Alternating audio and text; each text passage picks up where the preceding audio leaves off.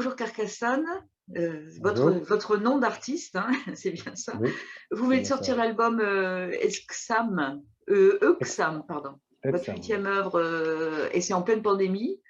Et c'est un moment assez particulier pour un musicien, j'imagine. Votre album se nomme Masque, Masque en verlan. Est-ce que vous pouvez expliquer un peu ce choix de titre? Exam, c'est le fruit de toutes ces, soirées, enfermées, cloîtrées dedans, hein. C'est donc je rentre déjà après avoir promené la chienne, et beh, l'idée, c'est qu'on s'installe là et puis la routine commence à venir et on voit plus, le bout du tunnel. Donc petit à petit, les choses se sont mises en place et puis un morceau écrit par-ci, par-là, commencé avant ou après ou pendant. Et puis voilà, c'est comme ça que ça a démarré. Et puis, au fur et à mesure, j'ai réussi à réaliser quelques titres.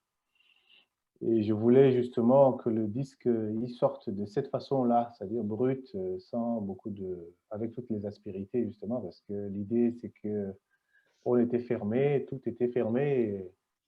Il fallait pas que la musique meure pour autant. Il Mhm. fallait quand même qu'on soit toujours vivant, vigilant. Voilà. Donc c'était surtout une sorte de d'hymne de la résilience, hein. Voilà. C'était aussi un acte de survie, on pourrait dire, hein, Un acte de survie en tant survie, voilà, parce qu'artiste, que j'imagine. tout à fait, parce qu'en tant qu'artiste, on a toujours envie d'exprimer ces choses-là et bah voilà, ça sort de nous et puis là maintenant c'est vrai qu'il nous manque l'aspect partage avec le public, hein, dans des concerts, des choses comme ça. Mais bon, c'est pas grave quand cela ne tienne. À côté, j'ai aussi essayé euh, de tenir des concerts que j'arrivais à faire de temps en temps quand je pouvais. Voilà, histoire de dire que bon, même si la crise sanitaire nous enferme dedans, la musique n'a pas le droit d'être calfeutrée dedans. Donc voilà, il fallait qu'elle vive, quoi. D'accord, d'accord, d'accord. Donc vous faites vivre la musique, vous faites vivre la création. Et Ouais. alors comment on crée quand on est confiné? Est-ce qu'on est plus créatif? Est-ce qu'on est moins créatif? Est-ce qu'on crée différemment de quand on est comme ça, un peu dans la vie? Oui, oui, tout à fait. En fait, différemment, moi, je pense que le processus, il est fait, mais il est fait de façon parcellaire finalement. Parce que par exemple, avant, pour faire un morceau, j'ai créé mon morceau par exemple, je vais faire une partie des instruments, et puis après, je vais envoyer ou alors aller dans un studio pour compléter. Et c'est cette D'accord. partie-là qui manque. C'est-à-dire que C'est cette pour rendre partie la chose, d'échange avec des musiciens et cetera voilà, qui qui manque, manque, hein? voilà. Voilà, donc Voilà. du coup, ça reste vraiment euh, une sorte de premier jet quasiment, c'est-à-dire qu'on n'a pas forcément beaucoup de recul.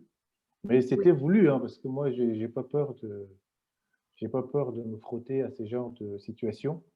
Et au fond aussi, ça me conforte dans ma philosophie de tchadien, parce que j'ai aussi une culture tchadienne et l'idée, c'est que nous, au Tchad, on est en confinement hein, depuis 40-50 ans. On est toujours en confinement au Tchad. Hein. Alors, ça fait que on est plus ou moins habitué avec ces genres de situations. Donc, l'idée, c'était aussi de dire, bon, on n'a pas les moyens de sortir pour aller dans un studio pour peaufiner un disque, mais et ce qui est le plus important, c'est ce fond-là. Voilà. Après, il y a la forme qui n'est peut-être pas tout à fait très aboutie. Ça reste quand même assez brut de coffrage, quoi. Mais bon, l'idée, c'était il faut que ça soit parce ça, que que ça soit là. on vous définit un peu comme rappeur, mais moi je trouve vraiment entre rap, blues, chansons françaises, il y a tout ce mélange, il y a cette priorité qui est quand même donnée à la guitare. Vous êtes un très, très bon guitariste, bravo en tout cas. Et donc Merci. l'instrumentation est quelque chose d'important. Vous avez dit que c'est la base de votre création aussi? Oui, oui, enfin, je pense que les gens qui disent que je suis rappeur, je pense qu'il faut leur savoir gré parce que c'est des gens qui sûrement m'ont suivi au départ. Parce que au Tchad, moi, je ne jouais d'aucun instrument. Je faisais plutôt du rap hein, à la sortie du lycée, à l'université et tout ça. Bon, on faisait du rap, voilà, parce que c'était à l'époque où ça débarquait dans les années 90. Et puis, il se trouve que quand je suis venu ici en France, je faisais des études d'économie à Genève et puis j'essayais quand même de continuer à faire toujours un peu de la musique et je venais jouer avec des musiciens dans le Tarn-et-Garonne. Sauf que quand je venais, bon, ben, le travail qui était fait ne me satisfaisait pas trop parce qu'en fait, comme eux, c'était déjà des musiciens et que comme je dépendais d'eux, j'étais plus ou moins à leur merci et on ne faisait pas les choses comme moi je l'entendais. Surtout que je venais de Genève exprès, etc. Et puis un jour, on était à l'anniversaire d'une amie en Bretagne et puis j'ai acheté une guitare. Et c'est comme ça qu'au retour à Genève, donc de retour à Genève, je me suis mis à gratter la guitare voilà, sans prof, avec un CD. Voilà. J'ai commencé à faire ça comme ça, petit à petit. Je me suis dit, bon, qu'à cela ne tienne, ça prendra le temps que ça prendra, mais quoi qu'il en soit, si je ne le faisais pas, de toute façon, je perdais ce temps aussi. Donc, voilà, c'est comme ça que j'ai commencé à faire un peu de guitare. Et puis maintenant que la guitare intervient et structure finalement, même définit la musique même finalement que je fais, forcément, elle prend une place de plus en plus importante. Et puis, quand on joue de la guitare, ça veut dire que forcément, il y a derrière de la mélodie qui va sortir. Et cette mélodie, à un certain moment, il faut qu'elle soit un peu en phase avec les harmonies, soit du texte, de la musique, de façon globale. Et puis, du coup, on fait appel aussi à d'autres qui connaissent un peu plus pour construire, pour que ça devienne quelque chose de plus abouti, finalement. Et donc, finalement, la guitare elle tient une place assez importante dans ce que je fais. Et du coup, je vous rejoins. Est-ce qu'aujourd'hui, on peut dire encore que je fais du rap? Voilà. Oui, c'est ça la Voilà, question et c'est pour ça. moi, vous êtes plus rappeur, vous êtes, vraiment un musicien, chanteur, compositeur, interprète et je vous trouve plus proche du blues, de la chanson française aussi, parce qu'il y a toute cette dimension de la langue. On va Ouais. parler un peu de cette dimension de la langue qui est importante. Vous avez une langue extrêmement poétique aussi. Je prends le morceau Cabanis, par exemple, que je trouve extrêmement poétique. Et je constate que vous chantez beaucoup en français. Vous chantez exclusivement en français d'ailleurs. Pourquoi avoir ce choix de chanter uniquement en français et que représente la langue pour vous, la langue française en fait? Ah oui, ben, la langue, comme vous savez, comme m'avait dit déjà quelqu'un, la langue française, c'est notre butin de guerre, c'est le butin de la colonisation. Donc, le français était une langue qui avait pour dessein de nous forger, de nous brider, de nous brimer, de nous donner aussi le savoir et la civilisation. Hein, donc forcément, à un certain moment, on l'a apprivoisé comme notre butin de guerre. Hein, c'est vrai qu'elle nous a éperonnés, elle nous a blessés, elle nous a cassés, mais bon, avec le temps, aujourd'hui, c'est devenu le moyen de communication que nous maîtrisons. Et surtout, nous autres, on a appris à l'école comme vraiment de la science, quoi, si vous voulez. Donc, forcément, après, on commence à se mettre à lire, à, à écouter les grands chansonniers, etc. Et puis, petit à petit, ça finit par s'installer dans notre façon de faire. Et donc, une fois qu'on est parti à écrire, bon, après, moi, j'écris facilement. Hein. Je ne dis pas toujours que j'écris bien, mais j'écris facilement. Donc, quand ça sort, ça sort. Mais après, l'idée, c'est qu'à un certain moment, il faut qu'il y ait une sorte de, aussi comme je disais par rapport à la guitare, que le phrasé, que l'écriture respecte aussi une langue qui a ses codes. Hein, voilà. Donc je me fais aussi un peu de violence pour essayer de, de rester respecter un peu la structure de la phrase en français. Voilà. Et puis après, bon, ben, ça devient un peu romantique, ça devient un peu poétique, mais c'est surtout aussi, ça devient quelque chose qui permet aussi de souffler, de parler aussi, de communiquer aussi notre vision du monde, comment on le voit, comment on le ressent. Voilà. Alors cette langue, vous l'utilisez dans la musique, mais vous l'utilisez aussi, vous êtes écrivain, vous composez de la musique, mais vous êtes artiste et vous êtes en même temps auteur de plusieurs livres, des études aussi très, disons, politico-sociologiques, etc. On peut dire Oui, oui, ça. oui. Est-ce que quel est selon vous le moyen le plus efficace pour atteindre les gens? Est-ce que c'est la musique? Est-ce que c'est l'écriture? Pourquoi avoir fait le choix des 2 en fait? Non, enfin, moi, je ne sais pas. Je pense simplement que ce qui m'intéressait ou ce qui me motivait, c'était plus comment toucher les gens avec mon point de vue. Et quand j'étais au Tchad, vous savez quand même que c'est relativement plus complexe d'avoir accès à la lecture, à l'écrit. Et voilà, le format, pourtant je suis venu à la musique par l'écrit, hein, donc le format écriture était un peu plus, comment on va dire, ça reste quand même assez intime. C'est pas quelque chose qui est assez popularisé, populaire. Donc la musique, voilà, nous on est quand même un peuple de l'oralité, donc on parle plus facilement, on chante plus facilement même lors des travaux au champ ou même dans les travaux parfois à la maison, on chante beaucoup. Et donc voilà, c'est comme ça que j'ai commencé à transposer mes écrits sous forme de rap, et puis petit à petit, voilà, et puis ça a suivi le cheminement avec la guitare maintenant, comme je vous ai dit. Et après, comme aussi de par ma formation, mon parcours m'a permis de faire pas mal de hautes études. Donc c'est aussi le domaine de la réflexion. Et je me dis, c'est une sorte d'altruisme finalement, de partager simplement les choses avec les gens, de se dire, bon, voilà, on est dans un pays comme le Tchad où c'est vrai qu'on n'a pas eu beaucoup le temps de s'asseoir et construire un pays, mais on a passé plus le temps à faire une sorte comment on va dire ça? C'est comme une sorte de cirque autour de la notion même de pays. C'est-à-dire que finalement, tout de suite, c'est les gens qui vont commencer par se sentir exclus du pays, qui vont commencer par aller dans des rébellions, et puis les autres qui vont commencer par s'accaparer le pouvoir. Et donc finalement, on est rentré dans une sorte de frénésie une frénésie mortifère, hein. Donc, on a Mmh. passé le temps à se tuer, à faire ce genre de choses. Et finalement, des gens comme moi, on arrive à un stade de notre vie où on n'a pas comment on va dire ça, une sorte de fondation qui aurait pu nous sustenter, où on aurait pu aller s'abreuver pour pouvoir créer, etc. Et je voyais que ce fossé-là a fait qu'on est arrivé à cette situation que j'ai un peu brossé du Tchad. Et donc, l'idée, c'est refuser de laisser à ceux qui vont nous suivre après ce vide qui aurait pu encore les ramener encore dans ces moments un peu sombres de notre histoire. Donc, tout ce que nous, on a, il faut quand même essayer de le coucher. Voilà. Donc, j'ai Mmh. écrit des livres, même si je ne suis pas écrivain. J'ai fait de la musique, même si je ne suis pas musicien. Voilà. Tout ça pour dire aux gens que construire un pays, ça part d'abord du cœur. Mmh. On a beau apprécier les États-Unis, je ne sais pas moi, les autres pays, ce ne sont pas des gens qui sont nés d'une seule et d'un seul même père. C'est des gens qui viennent de toutes parts.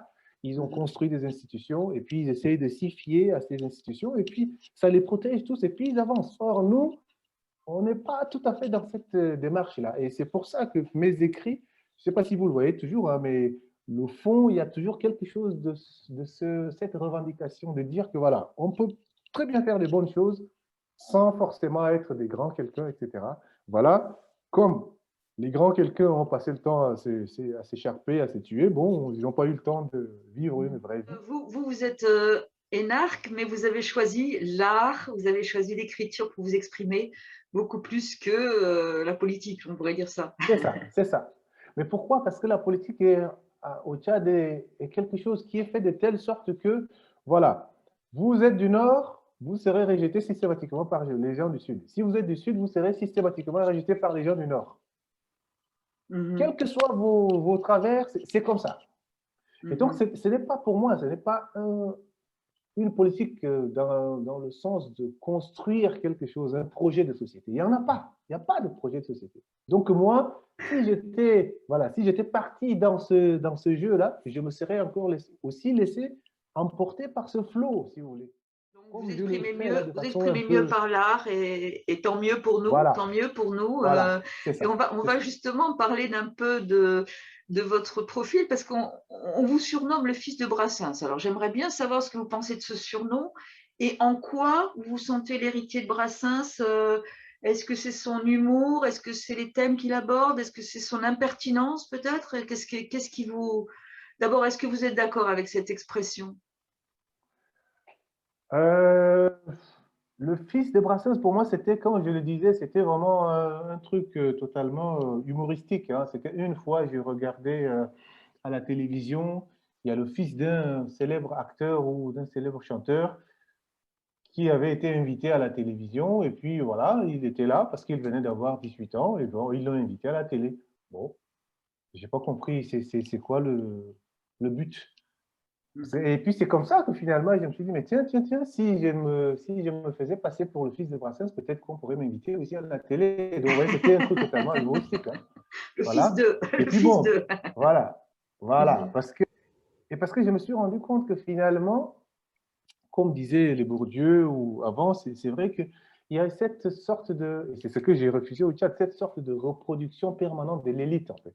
Voilà le Mhm. fils de quelqu'un qui a 18 ans, on l'invite à la télé. Alors que moi, qui œuvre pour le rayonnement de la langue française, on ne m'invite pas. Pourquoi? Mhm. Si je Mhm. m'étais, si je m'appelais fils de Brassens, peut-être qu'on m'aurait invité. Et c'est comme ça que moi, Mhm. j'ai vu cette chose-là. Mais c'est D'accord. vrai que, voilà, mais c'est vrai quand même que j'ai quand même des choses de Brassens dans ma démarche. Ouais. Finalement, ce n'est pas que Brassens, ça va être aussi du Brassens, ça va être aussi du Gainsbourg, ça va aussi être du Brel, ça va être aussi du Léo Ferré, etc., etc. C'est-à-dire que Mhm. finalement, je suis à la croisée des cultures et ces cultures-là, j'ai carrément mariné dedans, si vous voulez. Donc forcément, à Mhm. un certain moment, ben, ça déteint un peu Alors sur ce que je justement, fais. justement, votre nom d'artiste Carcassonne, est-ce que c'est repris de la chanson de Brassens ou c'est comment? Aussi un peu, aussi un tout petit peu, mais c'est surtout aussi de la chanson d'MC Solar, parce que comme je vous disais, à l'époque, Ah, on faisait du rap. oui. Voilà, il faisait une chanson qui s'appelait, comment d'ailleurs? Oui, il parlait de Carcassonne, hein, dedans. Et puis Mhm. voilà, c'est comme ça que moi, mon nom, qui était Kwarakusen en entier du Tchad, eh ben, j'ai finalement transposé ça en Carcassonne. Comme ça, c'était plus simple en fait. Mais c'était aussi un clin d'œil à Brassens, en effet. D'accord. Alors maintenant, on va parler un peu de l'album et on va parler des titres que vous avez donc composés dans cet album Uxam. Et vous parlez, alors je crois que c'est dans un des titres, vous parlez de coronationalisme incompréhensible. Oui, Ce oui, lien entre oui. le coronavirus et le nationalisme, Oui, j'ai l'impression que cet heureusement, enfermement, ça a renforcé un nationalisme pour vous? oui, oui, oui, mais c'était surtout sur l'aspect politique et on voyait que ça tanguait, ça allait dans tous les sens.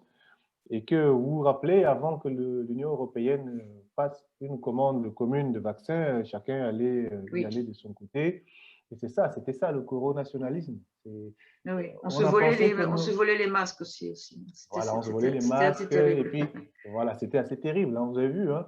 Mhm. Voilà, et donc on a pensé que cette pandémie allait plutôt soulever en nous une fibre d'humanisme qui allait aller plus grand, c'est-à-dire que je vous protège, vous me protégez, on se protège mutuellement. Et bien non, non, non, non, ça a encore été dans des nationalismes un peu foireux et avec tout ce qu'on sait. Bon, c'est vrai que heureusement, dans les grands pays, on arrive quand même à rattraper le coup. Mais voilà, c'était ça.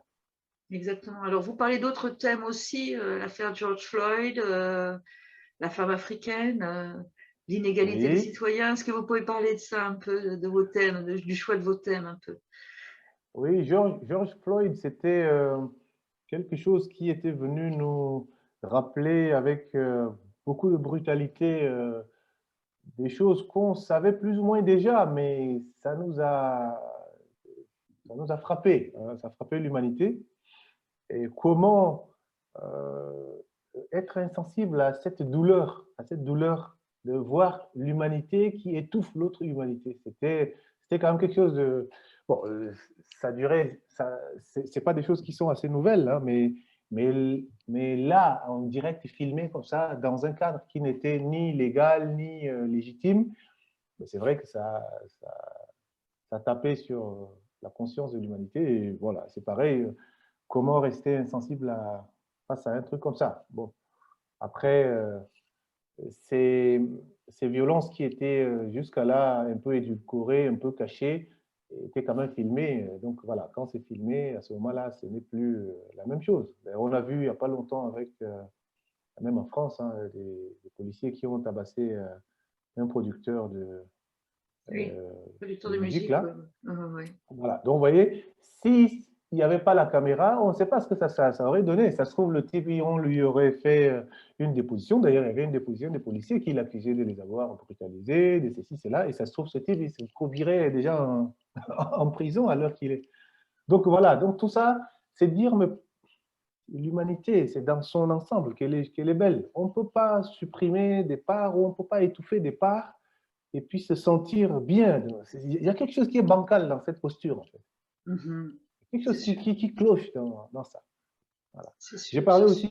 de la femme africaine qui m'a marabouté, parce que c'est vrai que nous, on aime les grosses femmes africaines avec voilà, leur grosse, on dit ça, on dit avec leur carrosserie, hein, on adore ça. Voilà. Et donc, c'était aussi simplement histoire de dire à nos femmes africaines qu'elles sont belles et qu'on les aime et que voilà, on en est fiers. C'est que, Oui. on disait tout à l'heure, on parlait de cette humanité un peu bancale, mais c'est aussi ça, dire simplement que les femmes africaines sont bien en chair et on les aime comme ça, voilà. Donc Oh, voilà, oui. j'ai chanté ça. Et puis, avec quoi d'autre? Vous avez parlé de quoi d'autre? J'ai parlé l'inégalité des citoyens, je sais plus c'est quel texte un peu. Ah, habiter ton cœur. Oui, c'est ça, je crois, oui. Ah, mais ça aussi, ça c'est une chanson plus idéaliste. C'est-à-dire que c'est parce que si vous prenez n'importe quel homme, c'est lui qui est en train d'étouffer l'autre Africain, ou c'est lui qui est en train de persécuter, ou c'est lui qui est en train de voler, c'est lui qui est en train de se marier, c'est lui qui est en train de tomber amoureux. Vous voyez, au fond de son cœur, il voit un monde qui est comment? Qui est sans violence, un monde qui serait plein de tolérance, qui serait plein de richesse, qui serait plein de douceur, qui serait plein de, je ne sais pas, de parfums, de fleurs. Un monde, finalement, ce monde-là, il existe où? Il existe que dans notre cœur, non? Et c'est pour ça que je me Oui. disais, voilà, je me dis que j'ai envie d'habiter l'homme, mais l'homme dans son cœur. C'est-à-dire que c'est l'endroit, le seul endroit où il y a tout ça. Vous allez voir un dictateur, il vient de faire massacrer son, son Son prisonnier rival, ou son opposant ou son rival, et bien il oui. va rentrer, il va prendre sa femme dans ses bras. Et il y a son enfant qui va rentrer de l'école, il va le prendre sur ses genoux.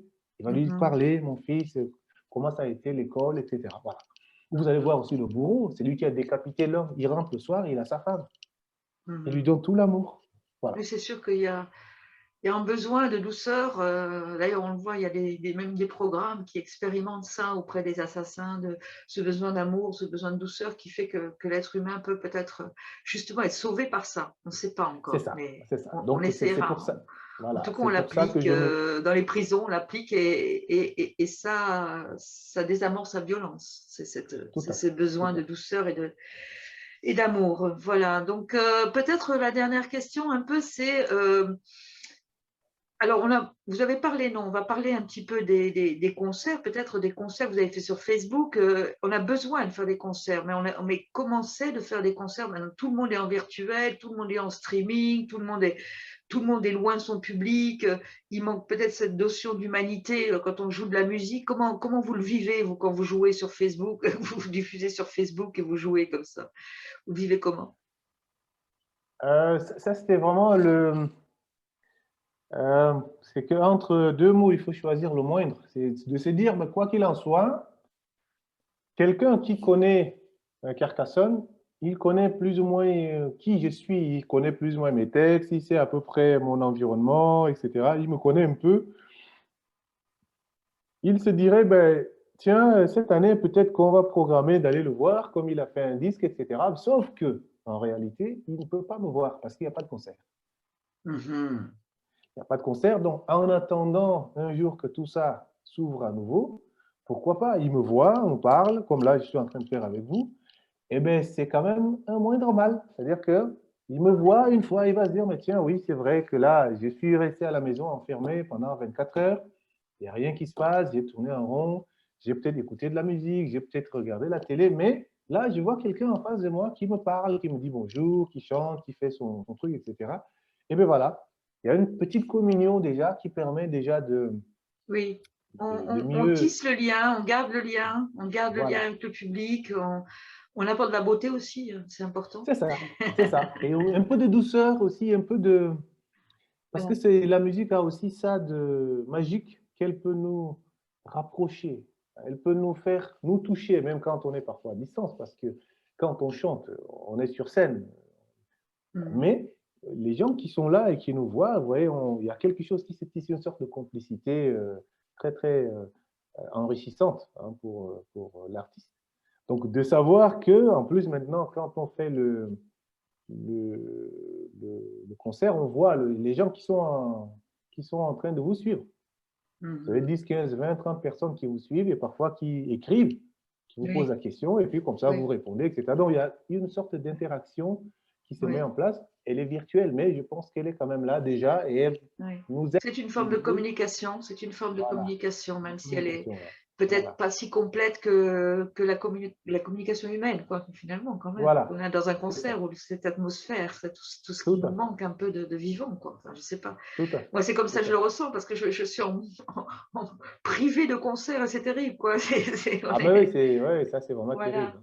Alors, Ouais, je sais ouais, ouais. pas, l'écran, c'est une chose, mais le contact, l'échange, l'humanité qui se dégage d'un concert, et nous manque, quoi. Nous manque, ça c'est Ouais, sûr. c'est ça. Ouais. Dernière question un petit peu, parce que vous avez été quand même inspiré par MC Solar, vous êtes un peu considéré comme un des premiers rappeurs peut-être moi je trouve que c'est un peu limité, mais ça vous, un peu les premiers rappeurs du Tchad, un peu les premières générations qui a rappé. Comment vous voyez la scène musicale aujourd'hui au Tchad et est-ce que vous auriez l'idée de travailler avec un rappeur? Est-ce qu'il y a quelqu'un qui vous inspirerait, une collaboration possible? Je ne sais pas. Oui, oui, oui. Bah, enfin, moi, je vois que la scène musicale tchadienne, elle est assez vivante. Il y a pas mal de choses qui se font assez positivement, même si les moyens, avant encore, les moyens manquaient beaucoup. Maintenant, les moyens qui manquent, pour moi, c'est la diffusion. Bon, on n'a pas encore trouvé, peut-être qu'un jour ça viendra, mais ça, je suis toujours, moi, partant pour réfléchir sur la diffusion. Parce que c'est bien beau de créer, on crée, mais après, on est limité. On ne sait pas comment vendre les disques, on ne sait pas comment procéder, etc. Bon, peut-être que s'il y a une réflexion dans ce sens, ce serait bien. Et j'ai été en N'Djamena pendant quasiment 2 ans, là, en 2016 et 2018. Je suis resté, j'ai observé. Bon, je vois que les gars, ils se débrouillent, hein, ils ont leur petit réseau, des petites maisons, des disques qui font ce qu'ils peuvent. Et puis, j'ai essayé moi-même de soutenir quelques gars pour réaliser ne serait-ce qu'un premier jet, parce que, voilà, Qui ça? Qui ça, ça que vous avez essayé de soutenir? C'est pas indiscret? je ne me rappelle pas de son nom. Je sais qu'un type était venu, il a chanté un truc au Centre culturel français, là, à l'Institut. Il m'a dit un texte comme ça, et j'étais bluffé. Je me suis dit, mais putain, c'est pas possible. Mmh. Euh, bon, je l'ai aidé à enregistrer un single, hein, pas un single, mais un titre dans la maison de disques j'ai enregistré dans le studio. Bon, c'est vrai qu'après, quand il a reçu son disque, je ne l'ai plus jamais revu. Malheureusement, je ne me rappelle pas trop de Ah, son vous vous rappelez pas nom. de son nom, c'est dommage, c'est Non, dommage. c'est dommage. Et puis, j'ai aussi mon frère Guevara, hein, qui fait aussi pas mal de choses. Voilà, je l'ai aussi euh, soutenu un peu pour réaliser aussi un titre, etc. D'ailleurs, je suis en train de voir, est-ce que ce ne serait pas possible qu'on remette ça pour faire ce que je souhaiterais, c'est vraiment, comme vous parliez de ces premiers rappeurs, je suis en train de voir avec lui, si possible, qu'il essaie de les rameuter un peu et puis qu'on voit, est-ce que si on en trouve 5 6 comme ça, moi, je vais essayer d'organiser une sorte de compile où chacun Mmh. pourra aller faire son morceau individuellement. Et à la fin, donc, la condition, c'est ça, on est en train de travailler ça. Donc, la condition serait aussi qu'après, que tous se mettent ensemble pour faire une sorte de featuring, voilà, un truc ad lib où chacun vient déclamer ces choses. Et comme ça, on pourra voir, on peut faire ça de façon assez cyclique, peut-être un an, tous les 1 an, tous les 2 ans. Mais j'aurais Oui, voulu commencer déjà avec l'ancienne génération. Parce que c'est d'accord. encore une fois, ce sont des choses que je trouve, et bon, qui motivent aussi un peu mon engagement dans cette chose, c'est que dans la plupart des pays, un artiste, c'est quelqu'un qui est immortel. Bizarrement, au Tchad, vous voyez, l'artiste, au Tchad, un article meurt et il meurt doublement. C'est-à-dire que Oui. même de son vivant, Il est voilà, il n'est pas oublié. là. Et puis Oui, en dès qu'il plus, est s'il est oublié. mort, Mhm. voilà. Et s'il est mort, il est mort. C'est-à-dire que voilà, il n'y a plus rien, il meurt avec tout ce qu'il sait. Et voilà, ça, ce sont des choses sur lesquelles je suis un peu très regardant. C'est vrai que pour Mhm. l'instant, les moyens, la distance font que, mais oui, oui, j'y compte bien. On va essayer de faire ce truc-là. Que ça soit cyclique et puis comme ça, on pourra organiser même une sorte d'événement autour de ça pour que chaque fois qu'on fait une compile, et bien derrière, on pourra avoir un ou deux jours d'événements où voilà, ces gens-là viendront chanter ces trucs-là, etc. Bon, on est en train de travailler à ça en ce moment. D'accord. Est-ce Voilà. que vous avez des dates prévues, des projets prévus pour un peu la promotion du disque, bah, quand la pandémie sera terminée, vous arrivez à Euh, vous projeter pour un peu pour pour cet album? l'instant, j'ai une ou deux dates, mais chaque fois ça se repousse là. J'en ai une là, normalement le 7 mars ici, en Mayenne. Je vais jouer normalement au musée de Jublin, qui est une ancienne ville romaine. Mais là, je pense que vu comment ça se présente, je ne suis pas sûr. Donc voilà. Et D'accord. puis, Donc pour le moment, j'en aurai on peut pas se quelques. projeter. On peut pas se projeter, mais merci beaucoup en tout cas. Merci beaucoup, Carcassonne, Flavien, Carcassonne, je sais plus comment vous appelez. Oui, oui, oui, c'est valable les deux. Flavien, c'est souvent des gens qui me connaissent en dehors de la musique. Et puis Oui, Carcassonne, c'est voilà, parce qu'on parle de la musique. Donc, voilà. oui, oui, oui. Voilà. Et puis bon courage et vous avez de quoi lire en tout cas. Oh là Vous avez là, une oui, bibliothèque oui, tout à fait. fantastique. Oui, oui, oui. Pas de souci. Merci beaucoup. Hein. OK, merci beaucoup à vous. Merci beaucoup. Merci. Allez.